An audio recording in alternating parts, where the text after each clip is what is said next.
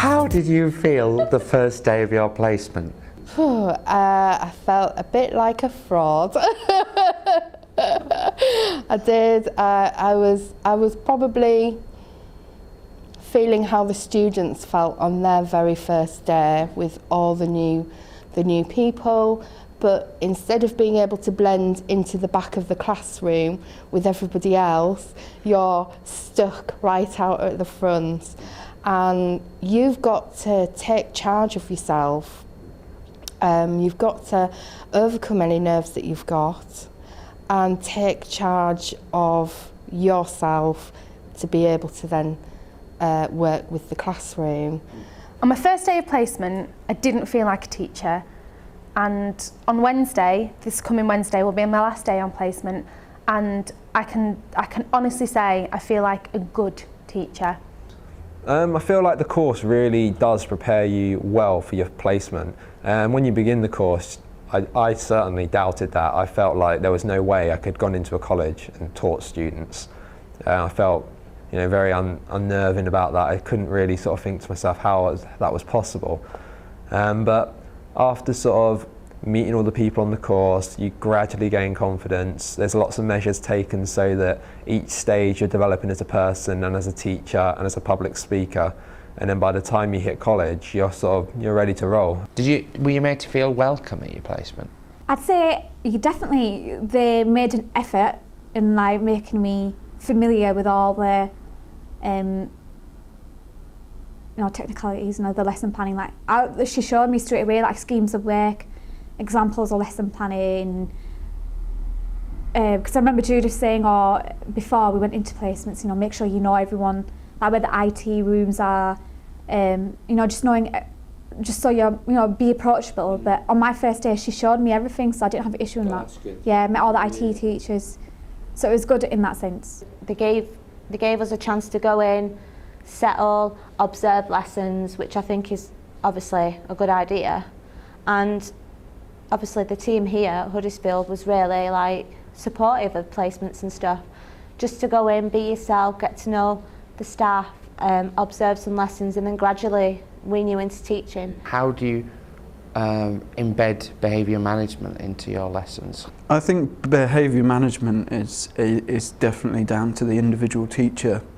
I think you find your own way of reacting to things, and you find your own level on a spectrum of behaviour management.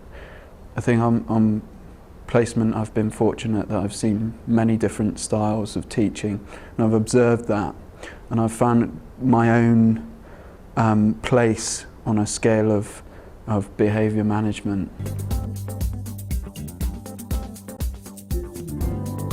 By the time you've gone from micro-teach to your observed lesson, you don't realise it until you've done it. It's like how much you've grown. The observed lessons are really good. I think I just put a lot of effort and a lot of sort of passion into making the lessons as good as I could, and the feedback I got was really good. So I've never really worried too much about that.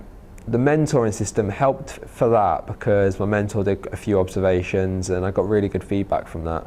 And then obviously when Judith came, it sort of reiterated all of that information. By the time I got to my 7th or 8th observation, I was so past it. I just didn't, I didn't care anymore because you want to do well, but it's just like, yeah, just do an observation. Let's get them in, let's get it finished, let's get it done with, because you just get to a point where it's just second nature. You have been teaching functional skills at Calderdet. Yep. So that has been a new experience for you, because not only are you teaching for the first time, you're teaching a subject which you've not got a background in.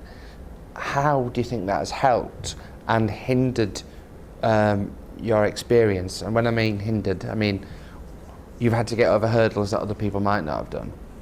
It's helped a lot because I've realised that I actually really enjoy teaching functional skills, because I didn't think I would, because it's level 1 and 2 literacy, so it's quite low level English, I suppose, and obviously my degree is English, and I kind of thought I'd be teaching maybe GCSE or A level, so I'd have a bit more in-depth things to teach and talk about my subject. But if functional skills came up as a job now, would it be something that you would go for?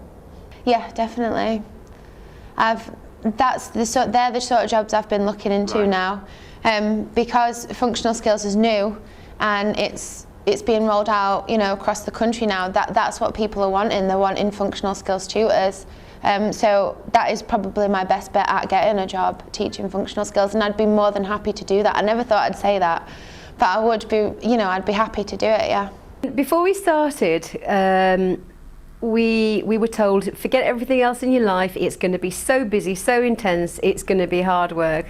And I think to a point I was thinking, yeah, well, you know, I'm a grown woman, I can deal with all of this.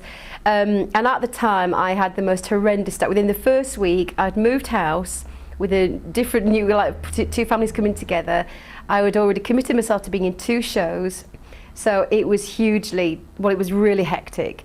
In retrospect, I would have not done all of those things at the time. It was very difficult. So I have learned now to say no to things. It is a two-way street. You've got to go into that placement. You've got to get yourself comfortable. No, you can't change the world in however many months you're in there. Find your role in that organisation and work with what's there. And I think I've learned that you can actually teach anything. You've just got to find out about it, and then now we've got the skills to implement that into delivering it to different learning styles and learners. Sometimes you get lucky enough to go on trips, or and I got to go to Stratford, so that was an amazing experience. It was right at the end of the placement as well, so it's like a built up, and it was a really good way to end. So I got to go see the RSC in Stratford, and we saw Merchant of Venice with Patrick Stewart. And you so grow in confidence, in learning skills, life skills. You have all these amazing friends around you that have been there and will continue to be there throughout your teaching career. And you just, you've come on a journey. You've started out almost in the carriages of the train, and you're now the driver.